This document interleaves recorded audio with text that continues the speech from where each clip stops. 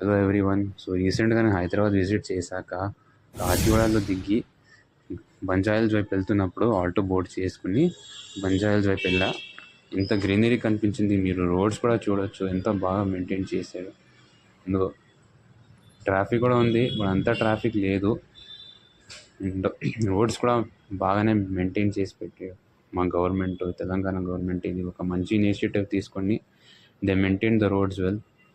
ఈ ఒక ఇనిషియేటివ్ నాకు చాలా బాగా నచ్చింది.